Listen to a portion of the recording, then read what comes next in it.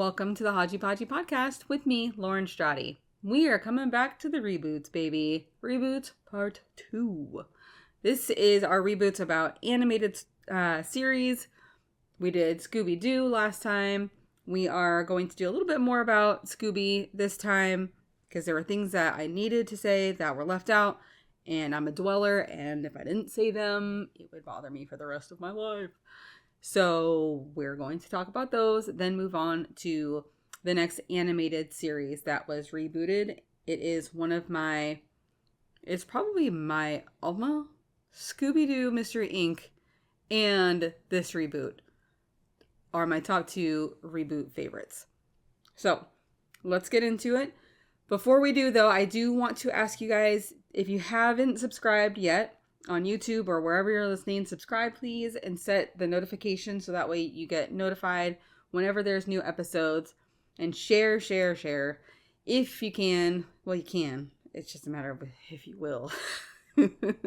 Please share. Help this little podcast become a big podcast. I know I'm not famous or anything. I'm not super awesome with social media. Never been my thing. I try, but I'm not great at it. Again, I try. So if you can help me out, I would truly love it and appreciate it. I poured my heart and soul into this thing, and I will continue to do it in spite of the little thoughts in my head that say, stop now, it's never gonna work. But I will keep doing it because I'm no quitter, dang it. So I always appreciate your help, though, sharing it, listening, giving, answering my calls to action with things. I want to hear your guys' opinions on what you loved in the episodes, found fascinating, what you learned. I love to hear all those things from you, so let me know those as well through any of the social medias, Facebook, Instagram. I even have TikTok now that it's back. I don't really use it very often, but you can contact me there or email me.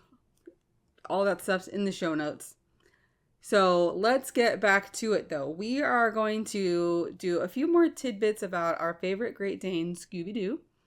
After it being around for 56 years, there was too much information to fit into one episode. Like I said, I could have left them out, but I wanted to talk about some of these things. So we found out last week that Scooby and the gang were created because Saturday morning cartoons were becoming too violent and scary for kids. But we didn't talk about the fact that it was actually influenced by a radio show called I Love a Mystery, which also featured a group of young sleuths solving spooky crimes and cases.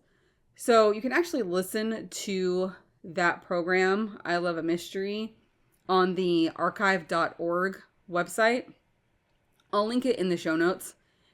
It's really interesting to hear. If you want to, there's a lot of different episodes to listen to, and they're from, I think, all the way from back in the 30s to the 50s. It's really interesting to listen to them because it's like somebody's reading a story. So, and it's basically a podcast, but back in the 30s and 50s. They do sound effects and all sorts of stuff. So it's kind of interesting to listen to. So if you want to check that out, I will have those in the show notes. And most of us do know that the original Scooby-Doo was called Scooby-Doo, Where Are You? The creators almost called it something else, though. They almost called it Mystery 5 or Too Much, which doesn't even make sense. Like, too much what? I'm not sure what they were trying to go with for that. But I'm grateful that they were pushed to change it to a different name. So Scooby-Doo, Where Are You? Was what we got. Thank you very much for changing it because too much would have been very strange. There's also supposed to be a 5th human character in the show named Jeff. Geoff. Jeff. Who loved to play the bongos, but he was scrapped for being too out there. Another character difference was that Shaggy was going to be different as well. Early designs had him styled as a stereotypical beatnik, complete with a goatee and a beret. He was modernized, though, into the lovable hippie we still know today. When I read that, I just pictured him wearing the beret at some protest or poetry jam, just like snapping his fingers. let's solve climate control and climate change, not mysteries. You dig? That's what I picture. It would be so strange to have him be anything but the lovable guy that he is. So Shaggy wouldn't be as lovable if he wasn't that hungry, hippie, scaredy cat we've known all these years. And I don't think the gang would have been the same either if early concepts of Velma had stayed, where she was actually supposed to be the leader of the gang. I feel like that would have made literally every reboot of Scooby totally different. And having Fred as the traditional leader, and I know I was like, oh, well, the man doesn't have to always be the leader. Like, I get it. I'm not saying that just for the purpose of this gang and the timing of everything. Fred as the traditional leader seemed to just flow best throughout the different versions of the show and the movies. But you do also get to see a stronger and more human version of Velma in the Scooby Doo Mystery Incorporated show, because that show dives into the characters more deeply than any other reboot. So that's one thing. You get to know all of those characters in Mystery Incorporated way more than you did in any other version. Speaking of Velma, though, her classic line, "My glasses. I can't see anything without my glasses," wasn't scripted at first. It came from the voice actress actually messing up a scene. But because it's just one of those things, weird thing, kind of like the yippee-ki-yay from Die Hard, how that was an ad-lib from Bruce Willis. This was a total oopsie, but it's featured in a ton of different versions of Scooby where her glasses drop and she's like, "My glasses." I use that line a lot. I don't even wear glasses, but I love saying that line whenever I can.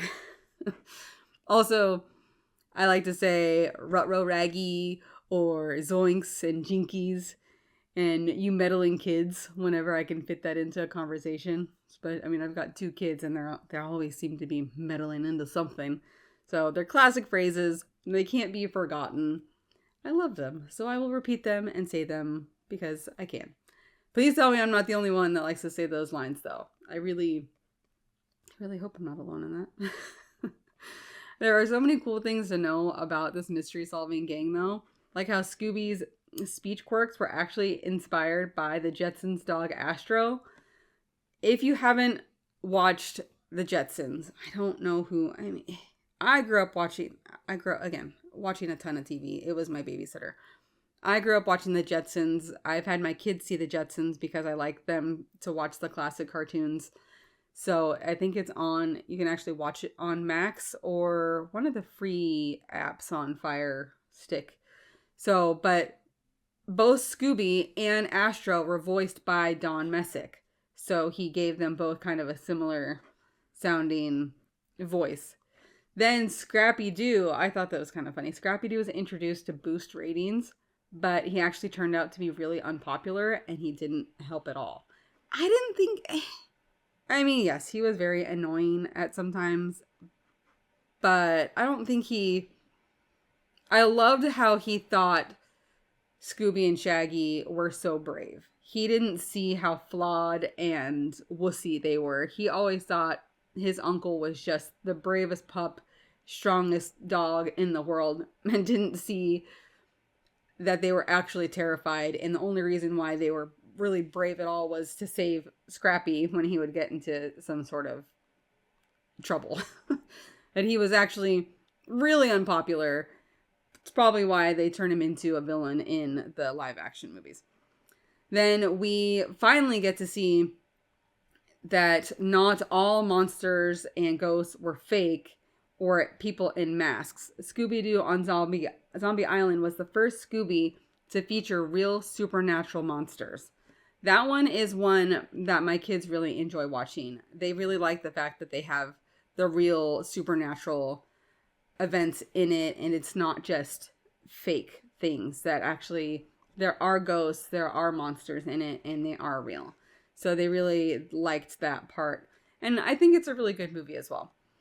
Then we, at long last, get to see Daphne and Fred as a couple in Mystery Incorporated after multiple versions of the show / movies, hinting to them having feelings for each other or being jealous about different, members of the opposite sex being interested in one another. They always hinted at it, but we never got to see that actually come to fruition until Mystery Incorporated. So I really liked that they showed that as well. But those meddling kids and their talking dog are timeless and will remain pop culture icons forever. There's so many different good versions of the show. They did really well with most of them. Most of them you can watch and enjoy with your kids, with the one exception, like I talked about last week. We won't go into that one. No. It's really they're great characters, and I could not say enough good things about Scooby and the gang. But we will now move on to another amazing show, and it's I feel, even better reboot, and that is DuckTales. Woo! We love DuckTales in this house. What I didn't know, though, I learned of course, as always, I learned a bunch of information about this that I didn't realize before. Well, most fans of Disney's DuckTales know its setting and characters from watching the show. The show actually got its start in comics. Carl Barks, a comic and Disney legend, was responsible for what would eventually be one of the animation company's most popular animated shows. Seriously, everybody, when they hear that dun dun dun dun dun dun dun dun, dun, you know that it's DuckTales, and you can't help but be all pumped up about it. Yeah, DuckTales. Mm-hmm. So everybody knows that show. But Carl Barks, a comic and Disney legend, was responsible for what would eventually be one of the animation company's most popular shows, like I said. If it weren't for Disney Comics, though, in the 1940s and 50s, the show would have never existed at all. So thank you, Carl Barks, for creating that. DuckTales, the animated series, was released in 1987, and then it was rebooted in 2017. The series predominantly featured the adventures of Scrooge McDuck and his nephews, Donald Duck, Huey, Dewey, and Louie. Unlike their Uncle Donald, though, the triplets, as well as Scrooge, all debuted in comics before being featured in animated shorts and other features. So Carl Barks, to give you a little bit more information, again, he started it all. He actually won an Eisner Award Hall of Fame. He was a Hall of Fame cartoonist who was well known for his work on the Disney comics involving Scrooge McDuck and Donald. He was a story director for many animated shorts involving Donald. He was also responsible for the creation of the triplets, who debuted in a 1937 Donald Duck newspaper strip. So they were all comics. Donald, though, was not. Donald was introduced in a cartoon in 1934, and I think you might actually be able to watch that on Disney+. It was something about a hen, but he looks completely different than he does now in that, but he's been around since 1934, which is crazy. In 1944, though, Carl Barks created Duckburg, the world that DuckTales would eventually be set in, and created many of its citizens who would go on to star in the show, including Scrooge's nemesis, named Magica De Spell, and Flintheart Glumgold. He also, on behalf of us Gen Xers, or Zennials, Millennials, plus my kids, we thank you very much, Carl Barks, who has since been gone for a long time, but thank you for creating Duckburg and all those that reside there. It's truly one of our favorite shows. So in the 1940s, though, it was a peak time for Disney comics, especially where ducks were concerned. I don't know why ducks were so popular. But many of the prominent citizens of Duckburg debuted during this time. There was Gyro Gearloose, like I said, Flintheart Glumgold, Gladstone Gander, who was a cousin of the ducks, and then the Beagle Boys. Then Scrooge's wealth and ownership of the city were also established at this time within the comics. But this, of course, obviously extended into the 1950s and well beyond to today. These comic adventures extended their influence beyond the page as well as beyond DuckTales, considering Indiana Jones Raiders of the Lost Ark was inspired by the Uncle Scrooge comics number 7, which was in 1954. The story was called The Seven Cities of Cibola. So you can actually Google it and see. You can still buy these comics somewhere. You can get them off of eBay and different things. I tried to actually find it online to read it, but you have to actually buy it. So Scrooge McDuck thrived in the comics for 20 years before being debuted in an animated form. So he was, even back then, even before being animated, he was very popular. And these Disney characters' comic adventures have also far more accolades than even big fans of the animated series may have realized. They were a big deal. The Life and Times of Scrooge McDuck, released between 1992 and 1994, won an Eisner Award. It had the creative team of Don Rosa and Todd Klein. These stories collected the history of Scrooge and his family from Clan McDuck to Scrooge's number one dime. Just like with the reboots / different versions of Scooby Doo, the comics and the OG from the original DuckTales from 1987 and the 2017 version of DuckTales all have different stories and plot lines, but they all stem from those comics, right? And those characters. As somebody that adores the reboot, it's interesting and kind of a little reading. I was reading the Life and Times of Scrooge McDuck on Wiki, and it gave a little bit of a timeline and everything, and to read all of those, it was a little disconcerting. And it does talk about him dying at 100 after living a life full of adventure and whatnot.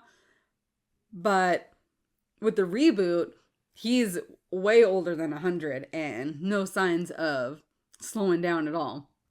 And just different things about his family that are completely different in the reboot. So I definitely would take the reboot version of things over what I read in the Life and Times of Scrooge on the wiki. I understand that it won the award and everything, but I feel like if they were to see the reboot version, they would love that and think, yeah, that's much better than what we had. I think Scrooge basically living forever is way better than him dying at 100. So Don Rosa regularly based his work on the foundation created by Barks, maintaining a coherent world within Scrooge and Donald comics over many decades. And even though the comic versions from Carl Barks and Don Rosa were different than any of the episodes of both versions of DuckTales that we know and love, if it weren't for these two gentlemen, both Disney DuckTales and Darkwing Duck never would have existed, because they created those. They helped get those off the ground. So again, from the bottom of my heart, I say thank you from all of us that have enjoyed those shows for many years. Now that we've got a little bit of background and we understand where they came from, how they came from the comics, they've been around for a really long time. I think we have to dig into the characters a little bit and get into the background of them, because these characters could not be more different from the original to the reboot. We know reboots are a very common occurrence these days. They reboot everything. God forbid you have an original idea, Hollywood or whoever. I mean, you don't have to redo everything. Like Quantum Leap, you didn't have to redo that one. You can't beat Scott Bakula as Sam. You can't do it. Why even try to do those things? That'll probably be, I've never watched the reboot of it, but again, you can't replace certain main characters with different people. It just doesn't work. So what is uncommon though is when the reboot actually turns out to be good or even better than the original. And I love the reboot. It is fun, creative, and it's modernized in the best way possible. But of course, with every reboot is going to get compared to the original. That's what we're doing here. We are going to start with the theme song. We all know that typical dun dun dun dun dun dun. I'm not going to sing it because I don't want anybody's ears to bleed during this. But we know it. You know, life is like a hurricane here in Duckburg. Race cars, lasers, airplanes. It's a duck blur. Might solve a mystery or rewrite history. DuckTales, woo. And then you've got the trumpets going and everything. And you just can't help but just bob your head and get into it. The theme song is so great, it's nearly impossible to get out of your head. It is on my Spotify list now. Of course, no shock there. But what made it so great was the singer. The singer was always was obviously super into it. There's even, I'll have to try and find there's a reel about it where they make fun of it, but in the best way possible. So I have to try and find that, and I'll post it on my Instagram. But like the trumpet gets really into it, and you're just like, and it's just this beautiful, amazing theme song. You have everything right. You have the bass leading you into the song, then the keyboards pick up, only for the chorus to start calling in the trumpets to really pull you in. It's all such a perfect combination, and like true lightning in a bottle. I love it. Then you have the reboot. Some people were really knocking the song, and they were saying since it's not nearly as good, they didn't like the female singer very much. It's a more of a rock version. So, and they modernized it. I really wish they would have found a way to include the trumpets at least. I think that's something that needs to be in there. The song is still good though, and still upbeat, still gets your toes a tapping. It's still a good song. It is also on my Spotify liked. Don't judge me for these things. But I like both versions. Either way, I've got them on there. I've listened to them already twice today. I have an extremely wide variety of songs on my Spotify liked. It's pretty funny and interesting. It's like from way back in the 1950s, there's cartoons, there's different to now. It's quite a variety of songs. So they are now part of the group. But next we are going to talk about the shows themselves. Surprisingly, the original DuckTales wasn't that faithful to the original comics. It did adopt a lot of elements from it, yet it also changed and added just as much as it adapted. So while some episodes focused on adventures from the comics, the show mainly used original stories as well as references to popular culture like Indiana Jones, James Bond, Shakespeare, and so on. The show also included a ton of new characters, including Webby, Mrs. Beakley, Launchpad McQuack, and some minor characters like Bubba Duck and Fenton Crackshell. While a lot did change, they still took a lot of inspiration from the source material. And the reboot did that in a similar way. It took inspiration from the comics as well as the original. So the reboot kept in characters like Webby and Launchpad, and most of the characters have different personalities. Thankfully, I know I watched it as a kid, but it has been so long since I've actually seen it. And again, you don't really pay too much attention to things like that when you're a kid. But the character changes that they made, I'm truly grateful for. I couldn't imagine the personalities that they had in the original translating into the reboot. They just wouldn't have worked. So, like I said, most of the characters have different personalities than they did in the original show, and a lot of things had changed story-wise. But we'll go into that later. For now, we're just going to say that both shows adapted stuff from the original material and modernized it for their time. So, but as I've already said a few different times, the reboot is the clear winner out of the shows. I try to get through as many episodes of the original this past week as I could, because I wanted to be fair with my assessment. Hard schoolwork. Watching DuckTales. But I wanted to be fair, and I looked up as much as I could. I wanted to see it with my own eyes, though. The reboot just wins, hands down. The nephews and Scrooge were okay in the original, but the personalities are so much better now. There are a couple that are really, really opposite of what they were in the original, which can be a little disconcerting to those that loved the original. So seeing them be completely different is a little startling. So I want to talk about some of the smaller roles in the show before we get to the big characters. I think, and I know it may seem weird that somebody that's almost going to be 40 is passionate about a cartoon, but it's really hard to find good cartoons these days that have a good amount of episodes that you don't have to worry about having your kids watch, and that have actually really good lessons in them. And this show has really good lessons, and I love how they modernized everything and gave everybody such great personalities.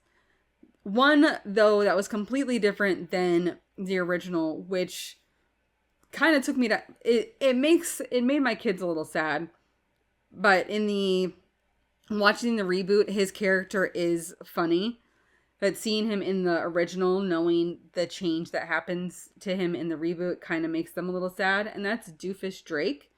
He is completely different in the reboot. In the original, he's nice. He's super kind. He's one of Launchpad's good friends. He's just a kind little chubby duck. They do kind of use him for fat shaming a bit in the original, because that was okay to do. It was the way that we all know how the 80s cartoons were. The things that Bugs Bunny said, the things that different shows were able to get away with, we don't do those things now. So he was kind of the butt of a lot of jokes in the original. Then in the reboot, he's not nice at all. He's actually a really rich, creepy weirdo. So seeing that, my kids, it's disconcerting to see this nice little guy, because then they picture him as this really unlikable, kind of a psycho character in the reboot.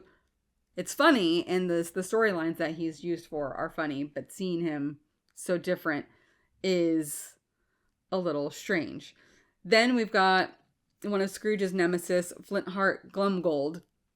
He's also different in the reboot. He's got more personality. He is successful and rich, not as rich as Scrooge. He tries. He really, really tries. But he screws things up a lot. He's really reckless. He's completely unhinged 99% of the time. And he's focused on literally trying to kill Scrooge all of the time. That's what he tries to do. He doesn't try to do that so much in the original. He's more focused on trying to just be the richest duck in the world compared to, and taking down Scrooge. Then Gyro Gearloose, who is the creator that Scrooge relies on for all these different experiments and different equipment and technical things. He is nice and kind of passive aggressive and just kind of a little bit of a nerd in the original, but in the reboot, he is a little bit more bitter. He doesn't like that he's not acknowledged. He's grouchy, but he's still helpful. He learns to be less grouchy towards the end of the series, and he becomes more likable. But he's definitely completely different than the original Gyro, who is just kind of keep to himself, does his work, helps where he can, and was nice. This guy is a little bit more cynical and bitter. Then we have Fenton Crackshell, who is Gizmo Duck. He actually ends up being, they change his name to Fenton Crackshell Cabrera in the new one. He's a super likable character in the reboot. In the other one, it's a little bit painful to watch because he's smart but stupid at the same time. He can count really fast. He was a literal bean counter, and he can count really fast, but he screws up a ton. His brain is just, he takes everything literal, screws things up all the time. Fenton in the reboot is actually very smart. He's an intern for Gyro and becomes Gizmo Duck. And there's also a huge difference between his mom. In the original, the mom is the typical woman you see with the curlers in her hair, sitting on the couch, eating bonbons, watching TV. Her house is a mess. She's a terrible cook. She's not the best mom. She's just lazy. In the reboot, though, his mom is a fiery Latina. She's just like, no. And she's a police officer. She's strong. She doesn't put up with anybody's crap. She's super protective of Fenton. And she's that Latina mom that's just, very, very protective of her son and is strong in her own right. That's a big thing that's different in this show, is that the women in this show are all very strong. Then we've got Magica Dispel is in there again. Things are a little different. The crow that she has in the original, that was her brother. They do mention him in the reboot, but the story is a little bit darker as to what happens to him, and you kind of feel a little bit bad for her because it goes into why she goes after Scrooge so hard and tries to take his number one dime, which would give her extra power. So that was also, the number one dime was in both series. It goes into her character more, and she creates this shadow called Lena, who infiltrates the group and becomes friends with Webby, which wasn't included in the original. She's a very good character though, and really helps Webby come out of her shell and realizes and helps Webby, who's been kind of stuck in Scrooge's mansion all her life. It helps become a better friend and less shy. She wasn't, and just really helps her become less of a hermit than she was, and more learns how to deal with other people outside of the McDuck family and the triplets. So I really like the introduction of Lena. Then there's lots of other characters that are mentioned that in both series that are different. Like the Beagle Boys are in both series, but they were in like every episode I watched, I feel like, of the original this past week. They had a way bigger part in the original than the reboot. They're occasionally, just not nearly as much. I'm glad that they had different villains and different storylines that didn't include them in the reboot. It was kind of repetitive to have them in so many episodes trying to do the same thing, get Scrooge's gold, blah blah blah, same thing over and over. The show was still good for its time. I just like how they switched it up in the original. So we're going to talk about, now we've talked about the small characters, we're going to get into the big characters, the ones that we know and love, starting with Scrooge. The original voice of Scrooge, I don't know if anybody watched the show growing up like I did or watched Nick at Night, but the original voice of Scrooge was voiced by Alan Young. He was Wilbur in the show Mr. Ed. He voiced a bunch of different characters as well. But when I saw the name and then I saw the face, I realized, oh yeah, that was Wilbur from Mr. Ed, which I used to watch late at night as a kid when Nick at Night would come on. Then the voice of the new Scrooge was voiced by David Tennant, who just seems like the sweetest man in the whole wide world. A lot of people know him as the 10th Doctor of Doctor Who. He appeared in 50 episodes of that show and was also Barty Crouch Jr. in Harry Potter and the Goblet of Fire. He was the really creepy guy in that. If you're a Harry Potter fan, you would know without me saying. But my husband isn't a Harry Potter fan, so he'd be like, who are you talking about? But he was a really creepy guy in that. He is just the sweetest man. I saw this video of him being like accepting this award, and they were talking about him, and his face just lit up seeing all these people say these kind of things. Like, he just didn't know how to handle it, and he just seemed like the sweetest little man. So every time I hear that voice, I think of David Tennant. I've seen interviews with him, and he's hilarious. So, but back to the character himself. He was very greedy in the original. Really, really focused on his gold. He lost his fortune so many times in the episodes that I've seen, and just seemed really, really focused on the gold. He loved his family. It was different than the reboot. He lost his fortune a ton, especially to the Beagle Boys, like I said earlier, who cannot go farther in this episode without talking about who the Beagle Boys were voiced by. Anybody have a guess? It's Frank Welker. Frank Welker, who I said in the previous reboot episode, has been the voice of Fred since 1969 in Scooby Doo, and now does the voice of Fred and Scooby in hundreds and hundreds of episodes and movies of Scooby. He was in 56 of the 100 episodes of the original DuckTales. I mean, it's amazing. He cannot die ever. He has to be protected at all costs. We in this house love Frank Welker. So, Scrooge, like I said, Scrooge in the original, he did love his family. He said that they meant more to him than anything. They're priceless. But he was pretty gold crazy, pretty focused on money. In the reboot, he has a lot more heart and love, though, for his family. And not just blood family. Those that in his circle that he cares about are his family. In the reboot series, like I said, he loves them in both, but he would quickly choose them over anything. Money, adventure, all of that.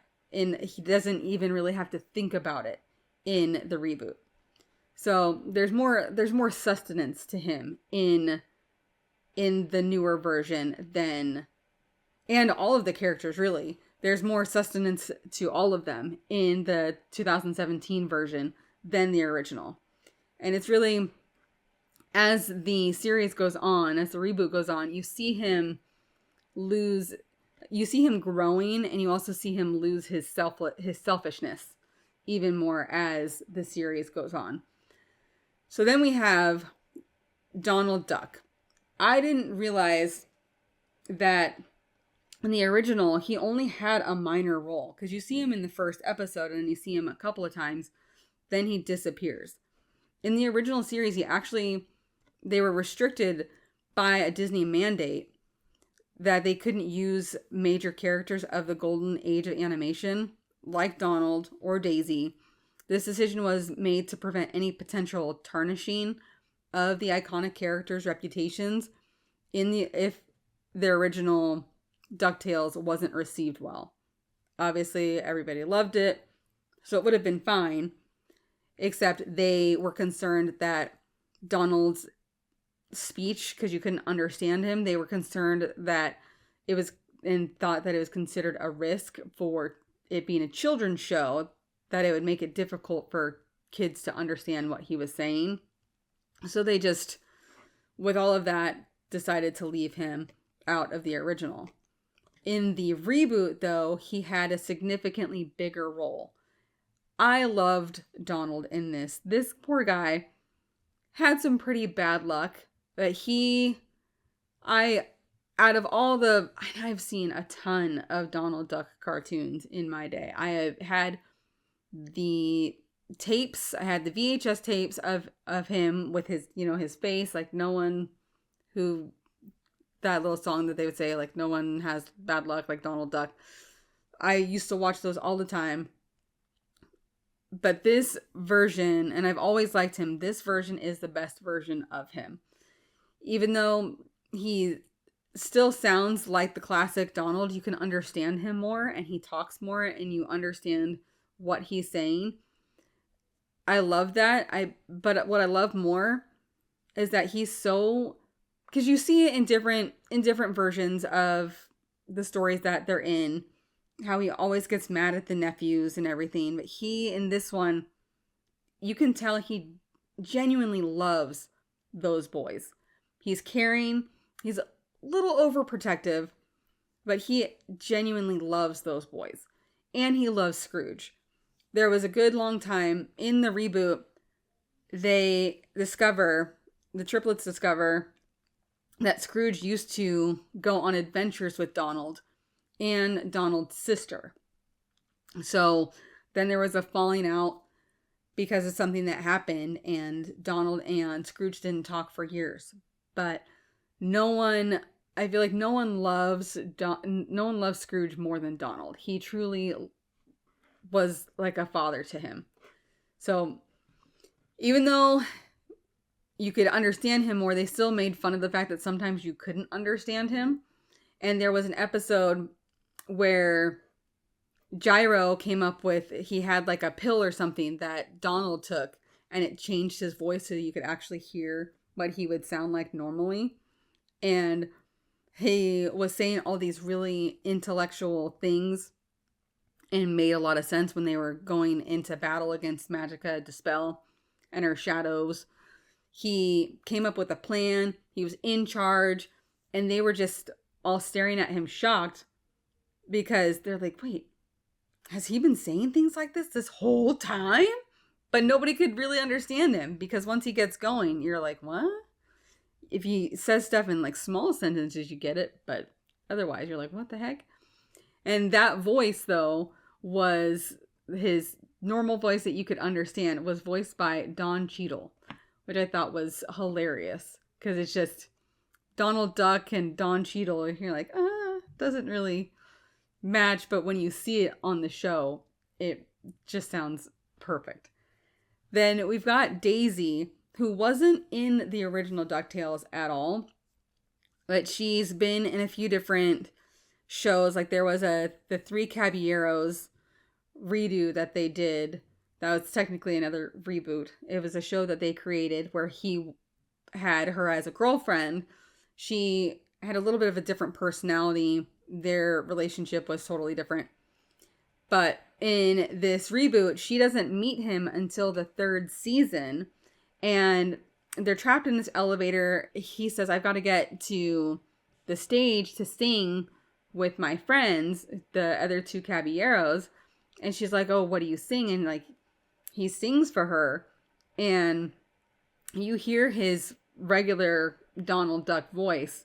But he, to her, sounds like, I believe it's Don Cheadle singing. Or it's somebody that whenever Donald sings and it sounds great, that's what she hears. She hears this amazing voice, and it's just like, we've got to get out of here so everybody can hear that beautiful voice of yours. And everybody hears like the all this nonsense in this squeaky duck voice, but she hears this beautiful voice. I don't know why I like that part so much, because it's just like, she, with all of his flaws that they seem to show for him, like quick to anger, his bad luck and everything, she sees the beauty in him. And I really like that part of that as well. She's also, like the other women in the show, she's one tough cookie. When she has to fight or has to go against somebody, she stands up for herself. She stands up for Donald. And she's just like all the other women characters. They are tough as nails in this reboot. Plus, you get to see the three Caballeros, like I said, reunite. They had, I don't remember when the original movie was. It was, man, could have been back in like the 60s even. But there was the original Three Caballeros movie. Then they did the reboot where they turned it into a show. So they reunited on DuckTales, the 2017 version, on multiple occasions. That was always fun to see because I remember seeing them in the, like, any Disney sing-along that I would listen to or watch. So that was always fun to see, and they had more personality in this one as well. Then we cannot talk about DuckTales without talking about the triplets. They are... I can't imagine what this show would have been like had they just copy and pasted the way they were in the original. They were literally just the same. I mean, they were voiced by the same person in the original, but they literally had no differing personalities at all. They were all the same. They were all part of the Woodchucks, the Junior Woodchucks. They all had the same hats and shirts, just different colors. They sounded the same. They thought the same. Everything was the same.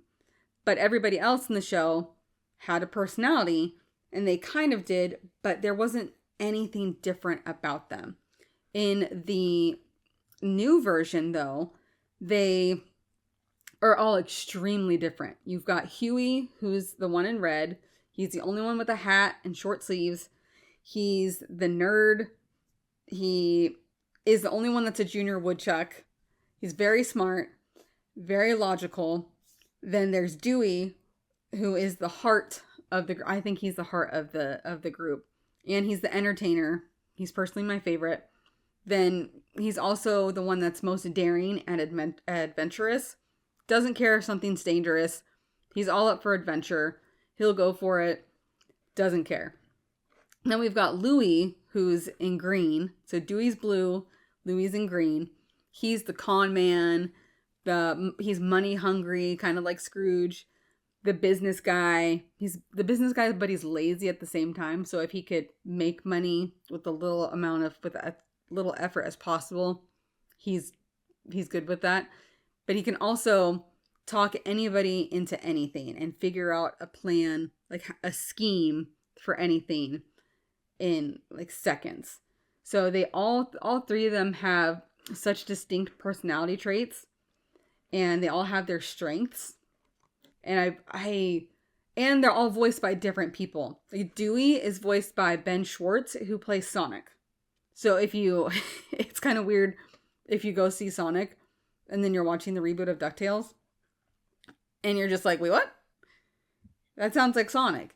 And it threw the kids off at first too when we realized, and it clicked, because we were like, hey, you sound like Dewey. And it turns out because it is Dewey. It's Ben Schwartz. So if you look at IMDb for the voices of these characters in the reboot, it's pretty insane. There are tons of characters that if you see the picture of who does their voice, you would recognize them and go, oh my God, no way.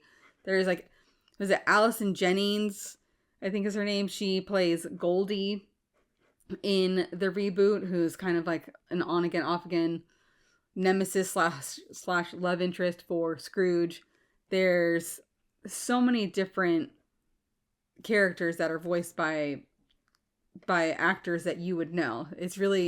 I was going through them yesterday and it's like, oh yeah, that's right. She does the voice for this. He does the voice for that. That's crazy. No Frank Welker though in the reboot. So I checked. He's not in the reboot. Then we also have to talk about Webby. Watching the original after seeing the reboot 100,000 times, it's really hard to watch it with the Webby that is there. She is really annoying, and she's more of like a toddler, and she's weak, get scared really easily. And she can make friends, though, really easily. Anytime they were on an adventure, she was making friends with a monster or somebody that they thought was scary or something. And they end up being able to help the group out of a jam that they're in. So she was able to make friends with whoever really quickly. But she didn't have any real skills. Neither did Mrs. Beakley. Mrs. Beakley was dressed completely different, kind of like homely, like a literal maid. That's what she was. She didn't have any special skills really. But in the reboot, Mrs. Beakley actually worked with Scrooge as a secret agent. She was Agent 22. She's super strong, incredibly strong, very intimidating, and was basically the opposite of the original Mrs. Beakley. And she, being Webby's grandmother, taught Webby to be super smart, crazy strong, brave. She was always up for any of the adventures that the boys would go on.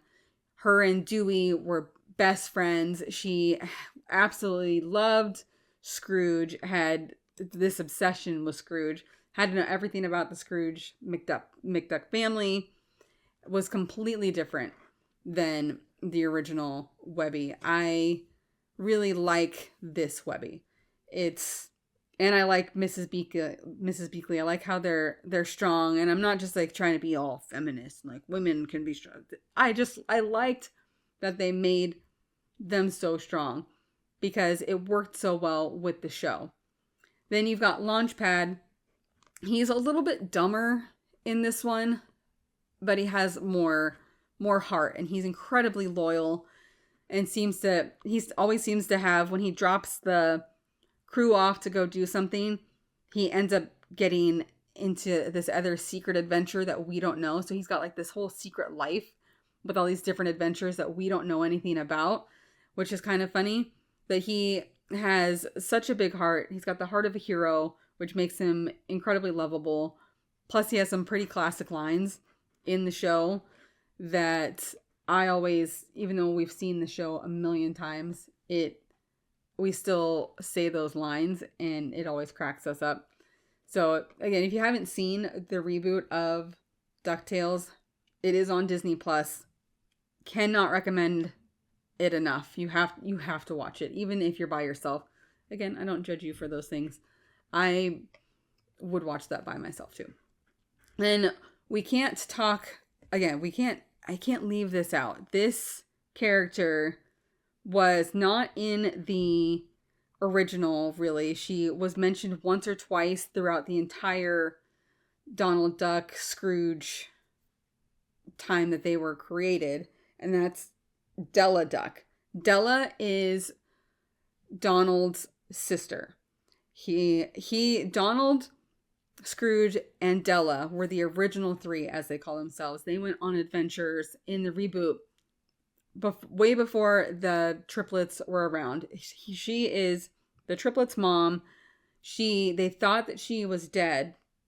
She ended up being stuck on the moon for 10 years and made her way back. So she is an incredible character. She's voiced by Paget Brewster. I think that's how she says her name. Paget Brewster. She is Prentice on Criminal Minds. If you hear her voice, you can tell. And it's so funny because I used to watch Criminal Minds all the time, so hearing her voice, that's all I can picture is that person. But she is an amalgamation of the triplets, Donald and Scrooge. I love her. She is awesome. I'm so glad that they created her character and that she has the personality that she does. Like when she comes back, you can see that she is a part of the triplets in her. The way that they created her to be a mix of everybody, and how she has the temper of Donald, but she's smart like Scrooge, and she's got all these personality traits of the boys. The way that they did that was so clever. I'm so glad that she was created in this reboot, and the way that she fits in is perfect. And you get to know what happened to their mom, which we never ever knew in any of the other different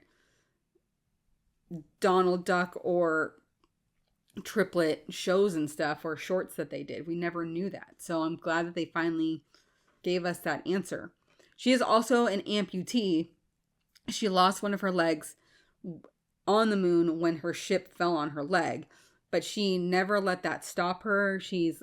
They tried to make her like an advocate for amputees, letting them know like you don't have to let that stop you. She never once complained or was held back by the fact that she had to create her own metal leg on the moon, and she never let that stop her. One of my favorite characters for sure. And because it is a reboot, we can't forget some of the Easter eggs that are in there. My daughter specifically requested I talk about the Valley of the Golden Suns, which was the first episodes of the original. It really shows how greedy Scrooge was. That was one of the things that it irked me watching the original. I know I loved it as a kid, but as a kid, we didn't have the reboot. He was so greedy with all the gold that was found at the Valley of the Golden Suns, which had a bunch of big golden sun discs. His greed causes all the gold to basically melt and to be buried.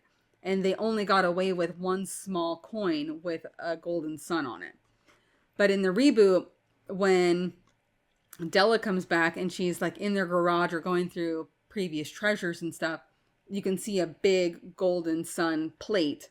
So my daughter noticed that earlier this week, and she wanted to make sure that I mentioned that they included that in the reboot because we had just seen the original a few days before that. So she wanted to make sure I mentioned that. So Piper, I did mention it. Then another fun fact or Easter egg is that the song Stand Up from the Goofy movie is actually sung a few times in the show. So it's sung by Dewey, and then it's sung by Dewey and Della. And I think it might have been sung by Donald as well. It's also on my Spotify liked. Shocking. Along with another song from the Goofy movie. But it's funny because I kept hearing them sing it whenever we would watch the episodes or Piper would have the show on. And I'm like, where is that from? And then it clicked one day. It's from the Goofy movie. And it's so funny that they incorporated that into the show. And I know it might seem weird to be so passionate about a cartoon, but I truly feel like this is such an amazing show. I love how it shows the importance of family. And maybe it's because like my family is so small. Like they are all I have. I would do anything for them. But it shows that family is more than just blood. It is those around you that would do anything to help you and protect you. They're there for you. They know you. They love you. And all of these characters knew and loved each other so much and would do anything for each other, whether they were blood or not.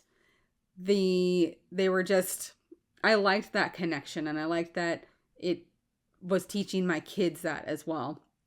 It also shows that no matter your size or age or disability, you are capable of so many incredible things, and nothing can stop you if you put your mind to it.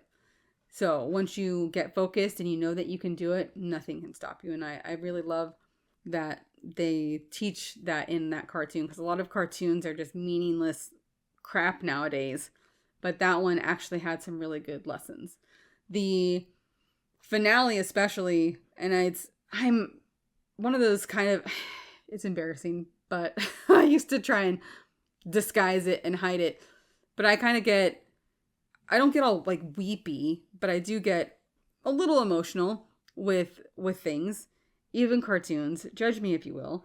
But like the finale is, I feel, really powerful. It's everybody coming together to save Scrooge with everything that Donald and him went through with losing Della and Donald blaming Scrooge and everything. Donald truly loved Scrooge, and even though he would get scared sometimes, he was always there for Scrooge. And at the end, there's this scene where they're up against the bad guy. I don't want to spoil it for anybody if you haven't seen it. And there's Scrooge is about to get shot by this beam of light or laser or whatever, and Donald puts up this shield, and Scrooge just says, Donald Duck. I'm proud of you. Just the way that he says, like, Donald Duck. And he's like, Uncle Scrooge? Like, don't you worry, I've got you. And it's just the way that they, after everything they've been through, they are there for each other. And I know it doesn't help that I'm empathic in that way and I can feel things. And even if it is an animated series, I still feel all of those feelings. It's a really great series finale. There isn't a cliffhanger. They wrap it up in the 3 seasons. Thank goodness. There's that story arc that they have throughout the whole show, that they've got different big story arcs for each season, but you finally, throughout each season, you get bits and pieces of the end game of this bad guy. And again, just like with Scooby Doo, Mystery Inc., the same thing. They get to the end and it gets wrapped up. And the way that ends is perfect. It couldn't have ended better. I really am glad it didn't get canceled before that or anything. They wrapped it up perfectly. And I highly recommend watching that with your kids. It's a really good show. It has some dark things in it, but nothing that's too scary or anything for children. And like I said, it's got a really good message. Nothing too weird or concerning or anything that you need to worry about with your kids. Just a really good show. I think it beats the original. No offense to the original, but I think it beats it hands down. Personalities are really improved. It's modernized just right, and it has such incredible humor and good songs. I also like the songs in it. So let me know if you have seen it, what you think about it, if you love it as much as we do. I really want to know, and what your favorite episode is. We've got a couple favorites, so let me know. We're gonna wrap this up though with talking about, like I did last time, with a song that was celebrating an anniversary that was a reboot. We're going to do the same thing this week. And this song I didn't realize was a reboot until I asked ChatGPT to help me out. And it said that the song Respect by Aretha Franklin was actually originally recorded by Otis Redding in 1965. So that version, Otis Redding's version, is celebrating its 60th anniversary this year. So I had no idea that was actually done by him. And I listened to the version, and it's okay. I love Otis Redding, I really do. But his version's just okay. It's Aretha, what she added to it she covered it in 1967 and redefined the song and turned it into the feminist anthem. Again, I'm not saying like I'm a crazy feminist. I like the song, but it's arguably the most famous reboot in music history, even though I had no idea that it was. She transformed it into the anthem that we know for women's empowerment, adding the iconic RESPECT spelling and suck it to me, suck it to me, suck it to me. She added that as well and made it into the classic that helped define her career. So it definitely overshadowed the original. Like I said, I know a lot of things about a lot of music and different things, and I did not know that. So I'm really glad that she redid it. But thank you, Otis Redding, for writing it and recording his own version so we can enjoy that too if we'd like to. It's a shorter version, and it's not, but it's still good. So thank you, Otis Redding, for doing that. When I discover that though, whenever I think of Otis Redding, I think of the song Sitting on the Dock of the Bay, because I learned a weird fact about that like a year ago. So at the end of that song, if you know that song, if you don't, look it up and listen to it. It's a really good song. He recorded it in late 1967, just days before he passed away in a plane crash. So the whistling at the end was actually not supposed to be the end. That was just a placeholder for him for when he came back to finish the song. But he intended to finish the song, but after his passing, the producer of it decided to leave the whistling as it was, which created an eerie and poignant ending to the track. So they still don't know what caused his plane crash. His plane was 3 miles from the runway when it crashed, and there was only one survivor in that plane, which was interesting. Like, the guy was asleep at the time and woke up just right before the crash and unbuckled himself and was floating on his seat, and he didn't know how to swim, so he couldn't save the other people in it. But they think that the only reason why he survived was because he actually unstrapped himself and was able to get out of the plane. So, but they still don't know what caused the plane crash or what happened. So I'm going to start doing these like mysteries or little known facts about celebrities. I'm going to flip-flop between those and Mandela effects, because there's so many weird stories or conspiracies about celebrities that a lot of people either don't know or have forgotten about. I find them really fascinating. There's like what happened with the plane crash with Buddy Holly and the Big Bopper. If you don't know them, I know I sound like I'm 100 years old, but that plane crash was a really big deal. And a lot of celebrities, especially back in like the 60s and 50s and 60s, died in weird plane crashes. And like, stuff like that is super weird. Or the death of Sam Cooke, how he died. Things like that I'll talk about, kind of adding a little bit of mystery to the Menagerie Mondays. So that is something I want to do as well, because we're going to run out of Mandela effects eventually. So instead of Menagerie Monday Mandela effects, it'll be Menagerie Monday mystery facts or something like that. We'll add to it. So, but that's going to do it for today, kids. Like always, share the podcast, help it grow. It's free. I would really appreciate it. Thank you all for listening. Let me know if you've seen both versions of DuckTales and also Scooby as well. We can't forget about Scoob. And let me know which version of Scooby you like better, which version of DuckTales you like better, and what you've learned from these past few Menagerie Mondays. They have been jam-packed full of information, I feel like. I just hope that my brain can retain all of it. If not, I can obviously go back to these podcasts and re-listen to them. But I feel like I've learned so much from these, and I hope that you have as well, and that you're enjoying these podcasts. So lots more fun topics to go this year. So stay tuned, and I will see you next Thursday.